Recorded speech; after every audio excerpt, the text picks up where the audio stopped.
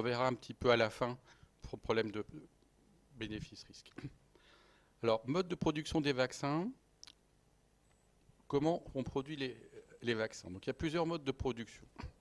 La production la plus ancienne, c'est celle de Pasteur. On va prendre un pathogène, on va le cultiver in vitro pour qu'il perde un peu ses propriétés d'agressivité, et ensuite on va l'injecter chez l'homme.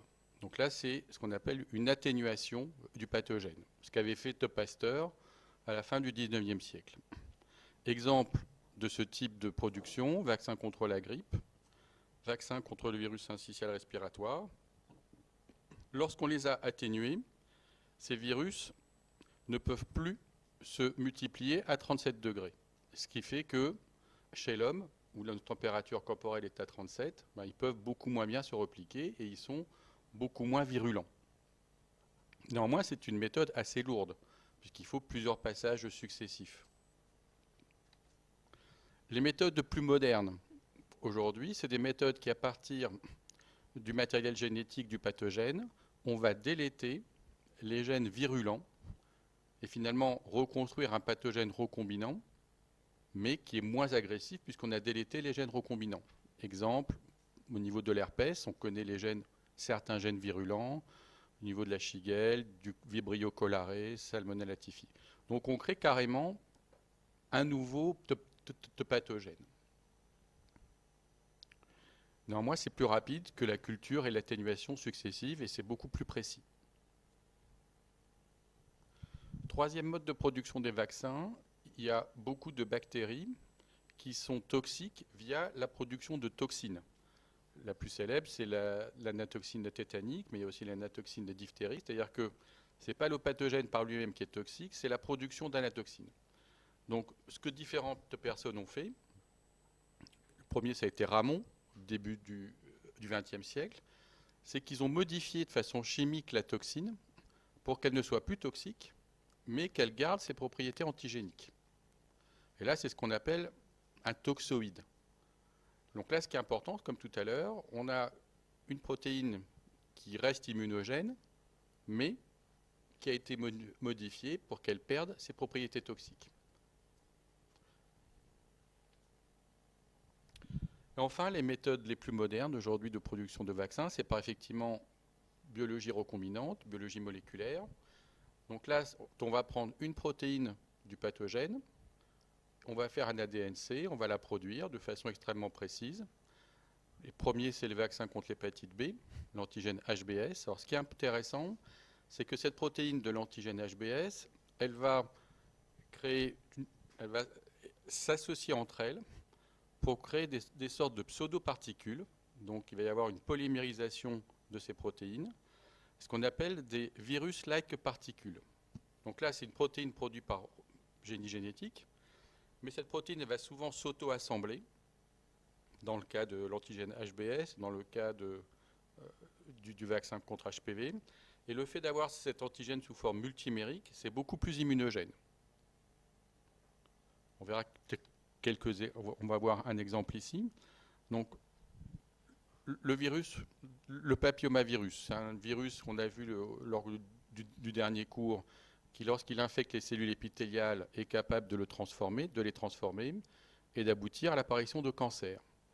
Entre l'infection par les cellules épithéliales et le cancer, il y a à peu près 10 à 20 ans. Donc, l'idée, c'est de venir avec un vaccin ici pour empêcher l'infection et pouvoir prévenir l'apparition de cancer. Donc, c'est ce qui a été fait. Et pour ça, on utilise la protéine L1 du papillomavirus qui va s'auto-agréger. Et donc, ça fait ce qu'on a vu là, des pseudo-particules. Donc, il y a un vaccin qui a été commercialisé en 2006. Il y a 2 vaccins qui ont été commercialisés en 2006 et 2007.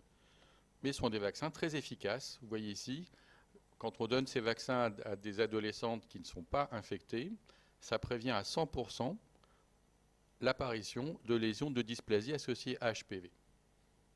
Donc, pseudo-particules virales, vaccin contre l'hépatite B, très efficace, vaccin contre le papillomavirus, très efficace pour induire des anticorps. Alors, si on essaie de classer maintenant les vaccins. Donc on a vu les modes de production. Comment on peut classer les vaccins? Grosso modo, il y a deux grandes classifications. Il y a soit ce qu'on appelle des vaccins vivants atténués. Donc là, c'est ce qu'on a vu par exemple avec la culture du virus de la grippe. Soit des vaccins inertes inactivés. Alors, pourquoi c'est important de retenir ça? Donc là, je vous ai mis quelques exemples de vaccins vivants atténués, bactéries, virus. Maintenant, l'autre grand groupe sont les vaccins inactivés. Alors, ce soit des agents microbiens complets qu'on a complètement inactivés par la chaleur, soit ce qu'on a vu des sous-unités protéiques de vaccins. Donc là, il n'y a pas le pathogène n'est plus là. On a pris une protéine de la bactérie ou du virus. Soit on va utiliser des sucres présents sur la paroi de différentes bactéries. Donc là, vous avez différents types de vaccins, soit des vaccins vivants, soit des vaccins qui sont inertes, où le pathogène n'est plus vivant. Quelle est la différence entre ces deux types de vaccins? Dans le cas des vaccins vivants atténués, le pathogène est toujours présent. Il est normalement moins agressif que le pathogène naturel, mais il est toujours présent. Dans ce cas-là, vaccin inerte, le pathogène n'est plus présent. Il est complètement inactivé, détruit, il ne reste plus que les protéines ou les sucres. Pourquoi j'insiste sur ces deux grands types de vaccins, vivants ou inertes? Parce qu'ils n'ont pas les mêmes propriétés. Si on prend les vaccins vivants atténués, l'un des risques, c'est l'apparition de révertants, puisqu'on l'a atténué in vitro, mais il pourrait, au cours d'une replication de ce virus, retrouver ses propriétés pathogènes. Bon, on estime ça souvent à 1 cas sur 1 million. Mais ça existe. Alors que là, comme il n'y a plus de virus, il n'y a plus possibilité de révertants. Chez l'immunodéprimé, normalement, c'est des vaccins vivants très atténués qui ne sont pas agressifs chez un individu normal. Si vous mettez ça chez un individu immunodéprimé, ça peut être toxique, parce que l'individu immunodéprimé ne sait pas se défendre. Vaccin inactivé, il n'y a pas de risque, même chez l'immunodéprimé. L'efficacité est plus importante avec les vaccins vivants atténués. Pas d'injection de rappel nécessaire. L'induction d'une immunité cellulaire. Leur production pose des problèmes.